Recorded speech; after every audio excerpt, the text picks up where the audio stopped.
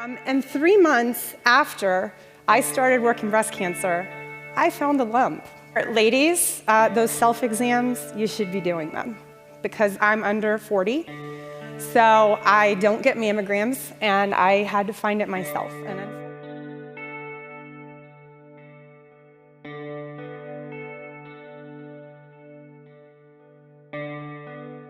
In the United States, cancer is the second leading cause of death, with 1 in 4 deaths attributed to it. 1 in 29 men and 1 in 19 women worldwide are predicted to be diagnosed with some form of cancer by the age of 50. What is most disturbing about these numbers is for the last 50 years, they have largely not changed, despite the many advancements in technology and health sciences. However, in the last 2 decades, many researchers have looked towards nanotechnology as a means to revolutionize the way in which we detect, target, and combat this deadly disease. Most experts predict that applications of nanotechnology are likely to be the future of oncological applications. But what is nanotechnology? Nanotechnology refers to structures that are 10 to the negative 9 meters in size. This is close to the atomic length scale, but slightly larger. To put this into perspective, if you took a dime, looked at it on its edge, and sliced it 1,000 times, then you took one of those pieces and sliced it another 1,000 times, you would have a structure that is 1 nanometer thick. While there are many ways that nanotechnology is being studied for cancer treatment, the most prominent methods that are the closest to being used in hospitals today are quantum dots for detection and targeting of cancer cells, and tumor destruction through nanostructures carrying drug payloads.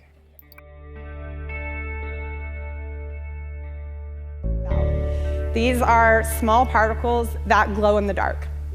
And they're useful because if I can attach them to a molecule or a cell or a part of your body, I can see it. It's like a beacon. It lights up. Oh yeah, the green thing, that's the thing I'm looking for. When injected into the blood, quantum dots choose their specialized proteins to attach to cancer cells.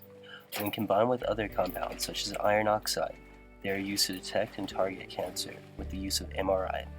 This allows for a much more accurate and efficient method of detection than techniques used in hospitals today. The idea is that the microshells could be loaded up with cancer drugs and tagged with a targeting molecule that binds them only to cancer cells. When they reach the tumor, they dissolve, releasing the drugs and killing the cancer cells. By directing the radioactive drugs directly to the tumor, it produces equal or even better results than when introduced traditionally at a fraction of the typical dosages. This causes reduced or eliminated side effects. But why is this so important? This chemo is kicking my ass. So bad that I've actually considered contemplating suicide numerous times. We have seen that nanotechnologies have had a positive outcome on trials on humans and animals. Unfortunately, hospitals have yet to begin using nanotechnology as a treatment. We advocate for hospitals to begin to treat people with nanotechnologies and rid cancer patients of unnecessary pain and suffering. To halt the use of nanotechnologies is counterintuitive to the progress of medicine and health. Despite the potential of this treatment, some are concerned whether or not these structures are harmful, how to detect them in the body, and possible environmental impacts. Because this technology is still very new, there is little documentation on the potential hazards or long-term effects. We know that nanoscale materials can enter inside cells, and we know that that could have consequences for health. While these concerns do deserve some attention, the threat does not outweigh the benefits. Experts have already published several books and journals for the safe use of nanoparticles as well as their effects on humans.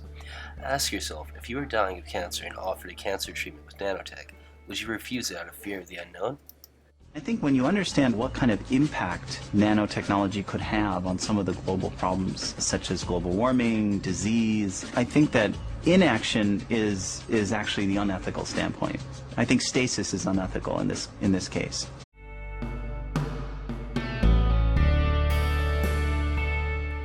Not only are they much more accurate than current biopsy methods, but they are much less labor intensive as well. If put in the hands of public hospitals, they could be used on patients with high risk for cancer. Checkup-based intervals could be useful in order to detect signs in their own infancy before their life is endangered. By using nanotechnology, this will allow us to create a process that will be stronger, better, and cheaper. With new nanotechnologies, cancers are more easily detected with CT scans. Therefore, we can more efficiently eliminate cancer cells. By delivering the drug directly to the site of tumors, side effects of treatments were greatly reduced.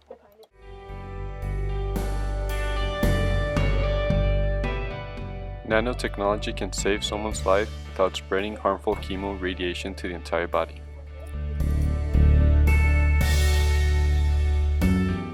Normal procedures for cancer treatments require lots of radiation and medication. It provides attention to more patients because nanotechnology is a faster process than normal cancer treatments. This is a better option for cancer patients because the side effects are reduced, are more affordable, and less painful of a process. They never tell you you're completely cancer-free. So as far as anyone can tell, I am healthy and things are going well. But can't say cancer-free. Thank you. Some patients that have cancer have not yet found a guaranteed cure. Therefore, we strongly believe that patients should give nanotechnology a try. Every day that nanotech therapy is not in the hands of our doctors and nurses only increases the toll on human life. For the sake of our communities, we have to do everything we can do to bring this technology out of the labs and into the hospitals. If we come together, we can put an end to the pain and suffering of millions. Do you think nanotechnology will cure cancer? Let me put it this way. I believe that if there is going to be a cure for cancer in my lifetime, nanotechnology will play the lead role.